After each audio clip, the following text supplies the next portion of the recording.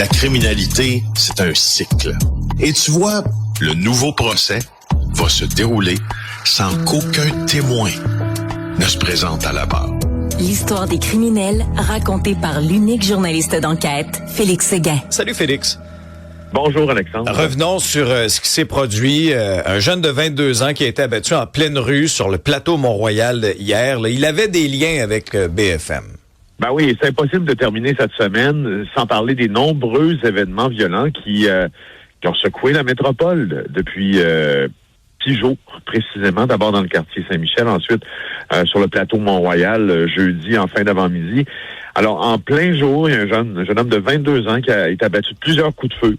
Il était à bord d'une camionnette et puis il a été atteint, là, mais à la tête, ailleurs au corps aussi, devant témoins, selon nos informations, entre autres celle de Maxime Delan, de l'agence QMI. La victime s'appelle Jean-Christophe Desrosiers.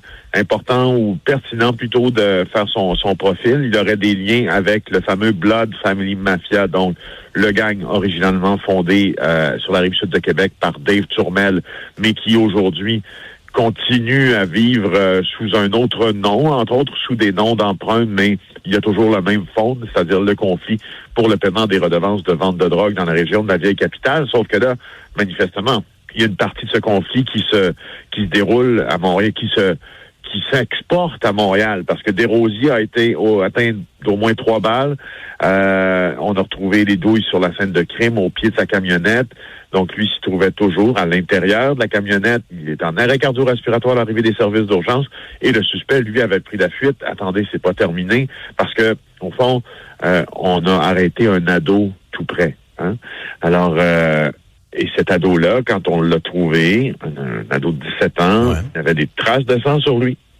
Je répète, un ado de 17 ans au centre-ville de Montréal, en plein jour, sur la rue Angérie-Julien, sur le plateau Mont-Royal. Alors, on tente de confirmer si c'est lui qui était derrière la cachette quand c'est arrivé. Alors, on verra aujourd'hui. Là, on a encore quelques heures pour l'accuser. C'est lui qu'on croit, en tout cas, pour qui on possède des motifs raisonnables de croire qu'il a commis le crime. On verra s'il est accusé aujourd'hui, mais c'est 3 meurtres en 5 jours. Là. C'est le 17e meurtre à être commis à Montréal depuis le début de l'année. Oui, puis tu sais, c'est encore une fois, advenant le cas où ce scénario se confirme, on aurait fait encore faire la sale besogne par un adolescent, Félix. Ben, de un, il y a ça, l'utilisation des jeunes, très jeunes, des mineurs en l'occurrence, pour commettre des crimes. Et il y a le fait que ça...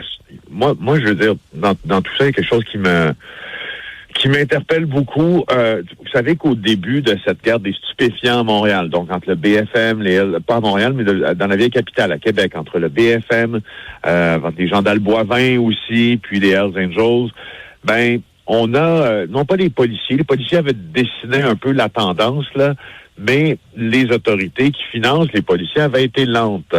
On avait réagi très lentement. On a dit, non, c'est pas vraiment c'est pas un problème, ce sont des jeunes, ça va se régler. Même que certains disaient, voyons, les Hells Angels sauront comment régler ce problème-là en probablement utilisant de leur violence habituelle, puis ça sera plus un problème. Ben, la vérité, c'est que ça s'est envenimé au point où on a dû créer des escouades particulières, et puis etc. Alors là, ce problème-là, j'ai hâte de voir s'il va venir s'installer à Montréal. Alors, j'ai hâte de voir si lui, on est venu le chercher à Montréal, ce jeune homme-là, en disant, je veux dire, t'as des comptes à régler avec nous à Québec, puis c'est à Montréal, là, malheureusement pour lui, sa famille, qui l'est abattu, ou il y a une partie de ce conflit-là qui va se déplacer dans la métropole. J'ai hâte de voir à quel point les policiers seront actifs ou proactifs, devrais-je dire, à ce sujet. Je veux t'entendre aussi, Félix, sur cette annonce qui est prévue 9h ce matin à Montréal. Enfin, on aurait des caméras corporelles pour les policiers et enfin, là, un fameux règlement qui empêcherait là, les Mohamed Bekali de ce monde là d'insulter les policiers sans conséquence, puis après ça, partager ça sur les réseaux sociaux. Oui, alors c'est prévu à 9h ce matin. Ça va concerner les caméras corporelles chez les policiers. De toute évidence, là, on sera muni de ces caméras corporelles. Peut-être pas tous les policiers. Il y a eu déjà des projets pilotes dans certains postes de quartier. Comment on va élargir cette mesure? On verra bien. Aussi, là, on profite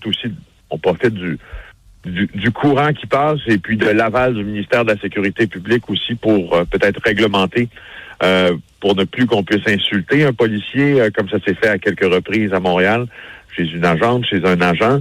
Un truc là-dessus.